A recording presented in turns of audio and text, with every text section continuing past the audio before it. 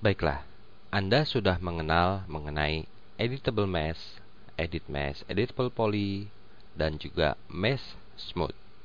Sekarang kita akan menggabungkan kecanggihan beberapa fungsi itu menjadi sebuah objek, dan benar-benar objek ya. Di sini saya akan mencoba membuat sebuah jangkar kapal. Anda mungkin bisa membayangkan jangkar kapal itu seperti apa ya. Nah, pertama di dalam top viewport saya akan membuat sebuah box. Saya buat sebuah box di dalam top viewport, mungkin sebesar ini ya. Oke. Tarik ke atas, mungkin setinggi ini. Kita lihat semua. Baik. Nah, pada bagian perspektif jangan lupa diaktifkan Add Face, dan yang saya inginkan di sini mungkin height segmentnya ya. Height segmentnya akan saya tambahkan kurang lebih, taruhlah sebanyak 9. Nah, perspektif saya maximize. Saya akan bekerja di dalam perspektif. Lalu di sini saya akan mengkonvertnya atau membuat edit mesh untuk objek box ini. Bisa dua cara ya, yaitu dengan cara pertama kita bisa klik kanan convert, atau mungkin memakai modifier mesh editing edit mesh. Nah, di sini pada bagian selection saya akan memilih polygon, dan ada dua buah polygon yang saya akan pilih. Saya pilih polygon pertama sebelah sini, oke. Lalu saya putar untuk mengambil polygon di belakangnya. Klik kanan untuk menghilangkan fasilitas rotate. Lalu jangan lupa tekan kunci Ctrl pada keyboard dan klik pada polygon yang berikut. Kita periksa lagi dengan rotate. Nah, sudah benar ya. Sekarang apa yang akan saya lakukan? Saya akan mengekstrudnya beberapa kali, mungkin sebanyak 5 kali. Tapi lihat ya, jarak tiap extrude itu berbeda. Misalkan saya akan extrude sedikit. Iya. Saya extrude kedua kalinya. Oke. Saya extrude lagi agak panjang.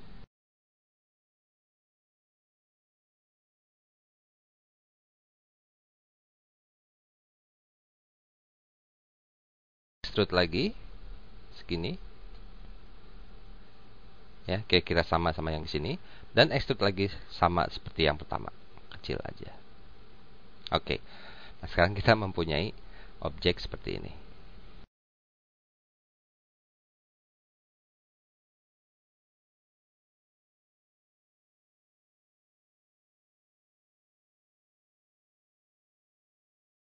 Berikut yang akan saya lakukan, saya akan mengambil 4 buah polygon ya. Setelah kita mengextrude beberapa kali, kita mempunyai beberapa bagian tambahan. Seperti ini satu. Dengan kunci Ctrl saya memilih yang ini satu lagi ya. Lalu saya putar. Klik kanan. Tekan kunci Ctrl, pilih yang berikut dan pilih yang ini. Mari kita periksa apakah ada yang tidak diselect di sini. Oh ya, ternyata benar ya, ada satu buah yang hilang. Jangan lupa ya. Oke, 4 buah bidang telah kita pilih. Ya, sudah. Selanjutnya saya akan mengekstrudnya sedikit saja. Kira-kira segini. Up. Ya.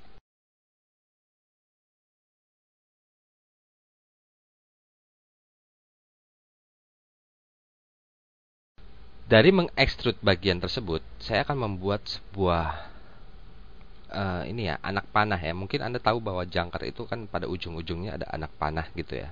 Nah, cara terbaik selain memakai polygon untuk membuat hal tersebut atau membuat objek tersebut, kita harus memakai vertex. Dan kita jangan menggunakan atau melakukannya di dalam perspektif viewport. Kita akan melakukannya di top viewport. Kita kembalikan. Oke. Nah, pada bagian top viewport Anda melihat pada seperti ini ya.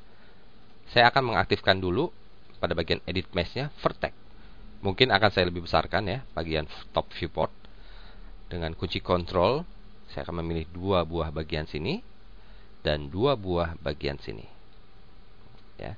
Lalu saya akan men-scale-nya. klik kanan, scale ke sumbu X. Nah, seperti ini.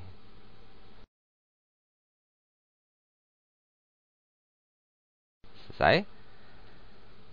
Anda akan melihat ya hasilnya seperti apa. Oh, ini agak sedikit tebal ya angka panahnya, tapi Anda lihat ya bahwa bagian inilah yang kita pilih. Ya, titik-titik vertex itulah yang kita pilih. Kita kembali lagi ke top viewport. Ya, sekarang saya akan coba kecilkan scale-nya ke dalam sumbu Y. Seperti ini.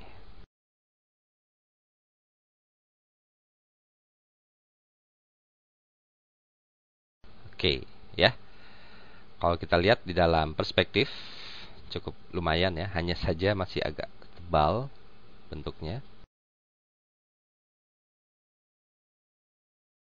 Cukup bagus. Kita lanjutkan ke teknik berikut di mana pada bagian front viewport ya, sekarang kita pindah ke front viewport. Coba saya besarkan dulu. Saya akan memilih pada bagian ininya saja. Ya, titik vertex, tetap di titik vertex. Lalu saya klik kanan, keluarkan quote menu, pilih move dan saya naikkan dia ke atas sedikit seperti ini. Sekarang mari kita lihat hasilnya di dalam perspektif.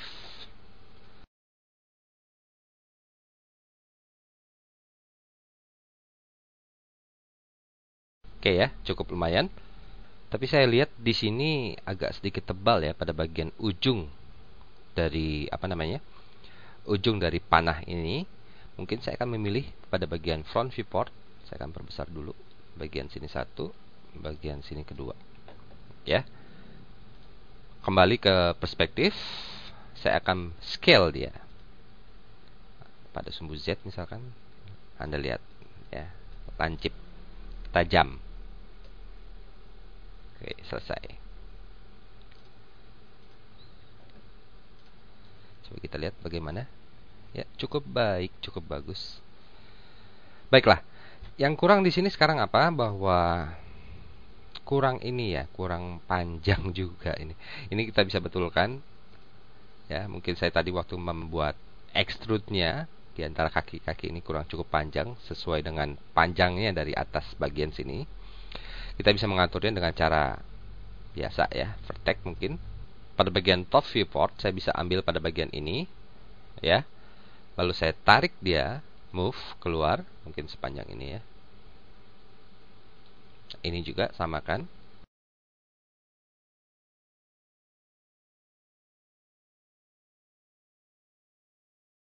Oke. Nah, jadi agak lumayan ya, sama sisi sama panjang dengan yang bagian atas. Nah, Anda tahu bahwa bentuk dari jangkar itu pasti bengkok ya. Kita bisa dengan mudah membengkokkannya, ada berbagai macam cara. Cara pertama, misalkan saya akan memilih pada bagian titik vertex bagian sini, lalu titik vertex bagian ini, lalu saya aktifkan yang namanya soft selection. Sebentar, di bagian mana itu soft selection? Nah, ini dia soft selection. Saya aktifkan ya. Use soft selection. Fall off kalau saya naikkan. Nah, mungkin kurang begitu jelas di layar monitor Anda, tapi di sini saya melihat perubahan yang ada pada titik-titik vertexnya berwarna kuning. Nah, itu dia. Nah, itu sampai sini ya. Ini nggak boleh sampai atas. Lalu saya naikkan ke atas seperti ini. Nah, Anda lihat ya. Ini salah satu cara yang saya beritahu bahwa kita bisa menggunakan soft selection. Tapi untuk membuat jangkar yang sempurna tidak seperti ini bentuknya ya. Saya hanya memberitahu saja kepada Anda bahwa dengan soft selection kita bisa melakukan proses seperti ini. Ya. Saya undo, matikan soft selection. Anda mungkin sudah bisa menebak, untuk membengkokkan kita pasti menggunakan bend. Saya kembali ke front viewport. Saya memilih pada bagian ini, titik vertexnya, masuk ke dalam modifier, ya, pilih parametric deformer dan memilih bend. Sekarang mari kita coba. Di dalam parameter bend, kalau saya naikkan angle-nya, lihat apa yang terjadi. Di sini kita harus menemukan sumbu aksisnya dulu, ya. Ctrl Z, sumbu Y misalkan. Apa yang terjadi? Kalau sumbu X, apa yang terjadi? Nah, sudah pas. Mungkin segini ya. Kadang-kadang apabila Anda tidak menemukan yang tepat, Anda harus mengatur directionnya. Mungkin Anda bisa berikan angka 90, lalu Anda coba rubah angle-nya pada axis X. Jika hasil Anda ternyata tidak sama seperti apa yang saya perlihatkan ini. Kembali ke sini. Akhirnya kita telah membuat sebagian dari jangkar tersebut, ya. Dan hasilnya cukup bagus. Ingat ya, kita belum memberikan fasilitas mesh smooth. Sebelum memberikan mesh smooth, ya, saya akan memberikan satu buah edit mesh kembali. Kenapa? Nanti Anda tahu bahwa kita memerlukan lagi edit mesh. Saya klik menu modifier, pilih mesh editing dan edit mesh. Lalu saya klik lagi menu modifier, pilih subdivision surface dan pilih mesh smooth. Untuk mesh smooth kita mungkin iteration-nya tambahkan satu saja. Satu saja. Nanti baru boleh tambah lagi. Anda lihat ya, hasilnya itu cukup ya menarik. Nah, saya kembali ke dalam edit mesh, ya, mungkin di dalam show and results kita akan aktifkan supaya lebih mudah nanti. Lalu saya akan mengambil beberapa polygon di sini. Selection polygon diaktifkan. Pilih pada bagian ini misalkan satu. Kita putar ya untuk mengambil kebalikannya. Pilih pada bagian ini. Cek dulu. Tuh kan hilang. Nah, sekarang sudah. Sip. Apa yang akan saya lakukan di sini? Yang akan saya lakukan di sini adalah saya akan mengekstrudnya sedikit. Anda tahu bahwa jangkar itu mempunyai kepalanya ya. Di dalam parameter edit mesh, kita masuk ke extrude. Extrude saja sedikit, mungkin saya akan perbesar ya supaya Anda lebih jelas melihatnya seperti apa. Extrude saja sedikit. Iya. Segini misalkan. Lalu saya bevel ke bawah untuk mengecilkannya.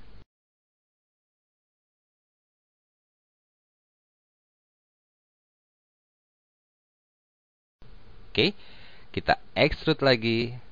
Nah, extrude terus, mungkin segini ya. Pasti di sini juga ada kepalanya ya, ada bulatan ya. Otomatis yang kita gunakan di sini adalah bevel up, naik ke atas. Extrude sedikit, extrude lagi, bevel down, extrude sedikit. Bevel down, extrude, bevel, stop. Bagaimana? Lumayan. Masih belum selesai. Nah, sekarang mari kita membuat jangkar ini lebih realistik lagi. Misalkan Anda lihat ya pada bagian body agak sedikit gendut ya, agak sedikit besar. Saya akan rampingkan sedikit. Tapi tentunya saya tidak akan menggunakan edit mesh yang sudah ada. Saya akan menambahkan edit mesh yang baru. Anda lihat di sini saya mengaktifkan edit mesh ya. Anda harus menaruhnya di bawah mesh smooth. Otomatis edit mesh ini dinyalakan. Bukan dinyalakan seperti kuning ini ya, maksudnya disorot saja. Kita masuk ke dalam menu modifier, mesh editing, edit mesh. Otomatis kita nyalakan kembali ya, show and result. Nah, disinilah saatnya saya akan menggunakan soft selection. Mungkin saya akan menggunakan viewport yang lain, seperti viewport front. Pilih edit mesh ya, lalu dengan vertex. Saya akan mengambil bagian ini saja, misalkan. Anda lihat ya, pemilihan itu berwarna merah. Ketika saya mengaktifkan soft selection, saya akan naikkan fall off-nya. Pelan-pelan, Anda akan melihat perubahan warna yang ada. Iya.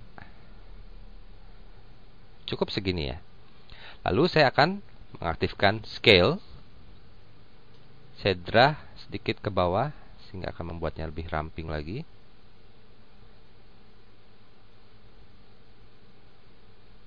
Ya, coba kita lihat di dalam perspektif.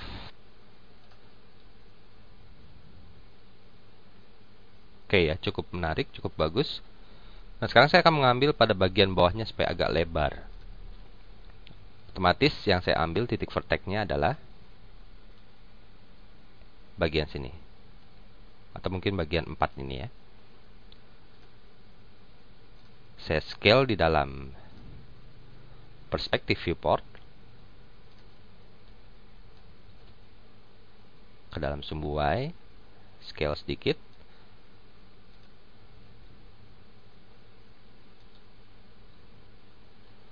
Terus saya akan mengambil pada bagian titik vertex bagian sini, dan satu lagi pada bagian sini. Sedikit saja ya, sebelah sini. Lalu saya akan scale dia agak sedikit ramping. Ya, tapi pada bagian sini agak sedikit besar ya. Jadi saya akan memberitahukan bahwa ini cukup realistik gitu loh.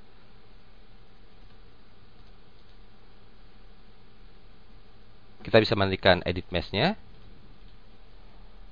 Coba sekarang Anda perhatikan hasil akhir seperti ini.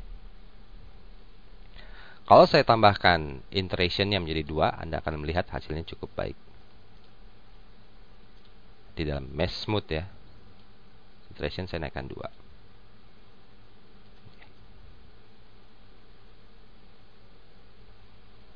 Tentu saja masih ada yang kurang. Kita masih belum memberikan sebuah gagang di atas kepala dari jangkar ini. Untuk itu kita memerlukan suatu objek yang baru. Anda mungkin sudah bisa menebaknya apa yang kita perlukan. Ya, kita memerlukan torus. Torus saya akan buat di dalam front viewport. Mungkin saya akan turunkan sedikit. Nah, segini. Saya akan buat besarnya kira-kira seperti ini. Oke. Nah, saya akan ratakan dulu posisinya yang pas. Selesai. Tapi di sini di dalam torus saya akan turunkan segmennya. Ya, segmennya kira-kira seperti ini ya. Masuk ke dalam sini. Anda lihat perspektif viewport. Ya, mungkin saya akan ratakan posisinya di dalam top viewport agak ke tengah sedikit. Nah, selesai. Berikut saya akan memilih jangkar, lalu saya akan masuk ke dalam edit mesh. Mungkin saya akan matikan dulu ya show end result-nya. Biar pas kita melihat posisi ini. Nah, Anda lihat ya, mungkin agak kurang mepet nih di bagian atas. Poligon atas ini. Nah, saya akan mengecilkannya ya. Saya scale ke dalam seperti ini. Cek dulu. Oke, nanti mungkin torusnya akan kita turunkan ya.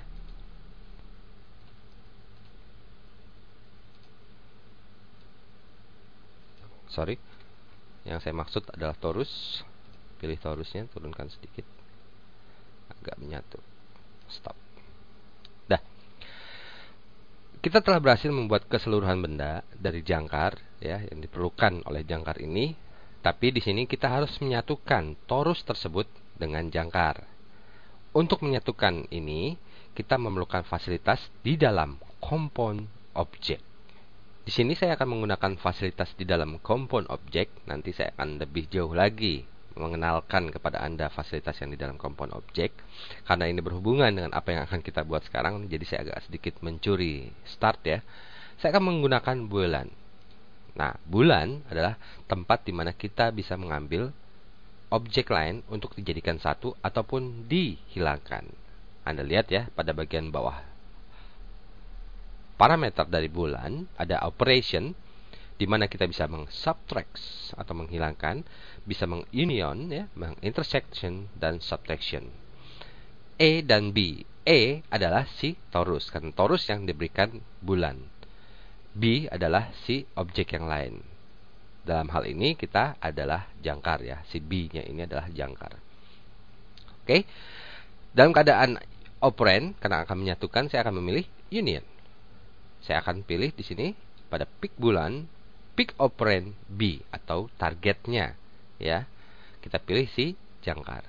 Klik sekali, Dan Anda lihat jangkar dan si torus telah menjadi satu. Apalagi yang akan kita buat di sini, tentu saja torus ini kita akan buat menjadi lebih halus ya. Saya akan matikan dulu add face-nya. Mungkin Anda akan lebih jelas melihatnya di sini. Saya akan buka pada bagian modifier, pilih dulu torusnya. Modifier, subdivision surface, mesh smooth. Naikkan iteration 2 kali. Selesai. Ini dia jangkar kita. Ya, ada cara berikut di mana kita bisa tidak menggunakan bulan. Kita menggunakan fasilitas yang di dalam component object dinamakan connect. Tapi sebelum menggunakan koneksi ya atau connect ini, kita harus memotong dulu bagian tertentu di dalam jangkarnya.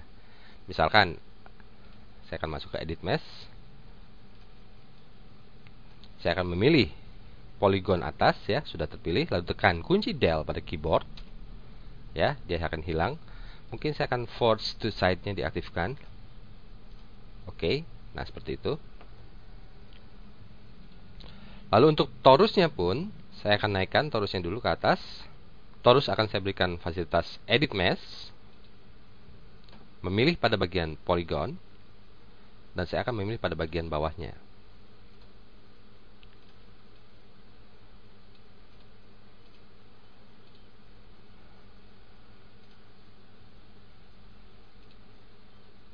Ya, 3 buah tempat. Oh, mungkin 4, ini satu lagi kurang. Oke, lalu saya tekan kunci Del pada keyboard. Selesai ini, kita pilih si jangkar ya. Jangkar dalam keadaan terpilih. Lalu saya masuk ke dalam component object dan memilih connect. Sama di sini ada pick operand di mana kita akan memilih si torus. Inilah yang terjadi. Jadi ada berbagai macam model penyambungan dua buah objek. Ya.